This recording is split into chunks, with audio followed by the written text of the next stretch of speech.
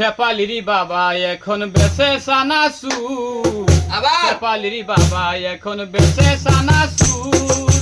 আদম ব্যবসা করতে গিয়া, আদম ব্যবসা করতে গিয়া হইয়াছে ফতুর। শেফালির বাবা এখন বেঁচে সানাসুর, শেফালির বাবা এখন বেঁচে সানাসুর। আদম ব্যবসা করতে গিয়া, আদম ব্যবসা করতে গিয়া হইয়াছে ফতুর। শেফালির বাবা এখন বেঁচে সানাসুর, শেফালির বাবা